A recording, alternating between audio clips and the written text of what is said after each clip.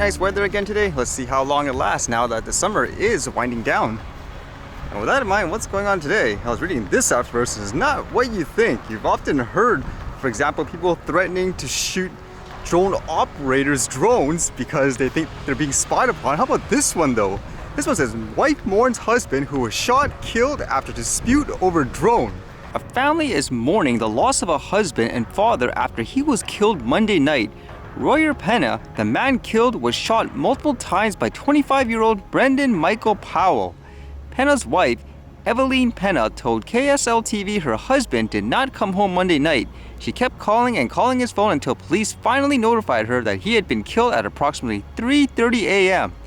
According to the affidavit, Powell called dispatchers at approximately 9:55 p.m. reporting he shot the victim multiple times over a dispute regarding a drone near 700 North Liberty Avenue. So that's the thing I was saying, how it's not what you think, where you usually hear the stories of people threatening to shoot the drone operators. In this case, it was the drone operator shooting the other person. It says Powell told police he heard a commotion coming from a car, so he flew his drone to check it out, and the drone apparently hit a tree. He went to retrieve it, allegedly with his firearm in hand. That's when the documents say Powell saw a man holding the drone, and that man ran before turning towards him with one hand on the drone and one in his pocket, at which point Powell fired 7 shots, killing Royer Pena. So the argument there is he's assuming the person was charging him had like a gun or a knife or whatever, and so he shot him. Well, that's a little odd too, isn't it? Carrying a gun around just like that. Although from reading other details, people were saying the drone operator was known in the neighborhood to fly his drone around, which people did not, I guess, appreciate it. But it makes you think too, in this unfortunate situation, I always said, what are you waiting for in terms of things like quote hysteria and all that? Are you waiting for people to die over that? Because one side fears, for example, oh, these guys must be spying on me and so forth, and now the other end would be, oh, we're afraid people are going to start attacking us and so forth, so we need to defend ourselves. It's too late here. Look what happens. People start killing each other, like literally killing each other. That's kind of ridiculous, isn't it? It's an unfortunate situation. Although in terms of drones flying around the area, people are going to have to get used to it, I guess, because apparently some companies got approved to fly them beyond visual line of sight. According to this, the FAA authorized UPS Flight Forward and uAvionix. So according to this, it says UPS Flight Forward will be able to fly its Matternet M2 to conduct small delivery packages, and Rapace can use the Vantis network to test its detect and avoid technology. It says the agency authorized Phoenix Air Unmanned to operate Swiss drones SVO 50V2 drones beyond visual line of sight for aerial work, aerial photography, survey, and power line and pipeline patrol and inspection. The FAA issued the approvals after asking for public input on 4 BVLOS requests. The agency is reviewing 1 additional request. Data collected from these operations will inform the FAA's ongoing policy and rulemaking activities. So again, people are going to have to get used to it, because the fact that they mention things like the power lines and all that reminds me of that other story where there were these people claiming the drone was looking at them naked in the house and all that, and even my first reaction was, look at how big that drone is and where it was, and most likely was a work drone, which in that case it was part of the power line company's, I guess, operations. So again, in these situations, you got to get rid of that fear mongering, because people, quote, die. Ironically, people say you need over-the-top regulations to stop people from potentially, hitting airplanes and killing people? Well, if facts are facts, people are dying because of the way they are and how ridiculous people are in terms of, I guess, the hysteria and all that. You need to normalize the stuff, in my opinion. Treat toys as toys and don't jump to conclusions, in my opinion. And for some reason, this company was in the news a lot recently, called Temu. I believe they're kind of like an AliExpress, where it's a lot of Chinese-made goods and they ship it to people around the world. Apparently, they spent a lot of money advertising in places like Super Bowls, and then you may have seen a lot of videos popping online where it seemed like they gave them money or something like that to do shopping there. So it was kind of interesting reading this one here. It says, Temu, risk popular website sells forced labor goods. US lawmakers are warning of an extremely high risk that products sold on the Chinese online shopping site Temu have been made with forced labor. the claims arise from an ongoing investigation into compliance with the 2021 US law that bars the imports of goods made using forced Uyghur labor.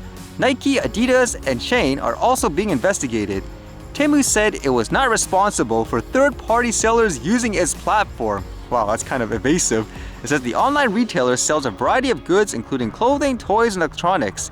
Temu did not immediately respond to a request for comment from the BBC. I guess that's kind of true in that case where even places like, for example, like Amazon or eBay, it's people selling their own products, so how do you control that? At the same time, again, this company's been popping up a lot. It does seem like an AliExpress per se.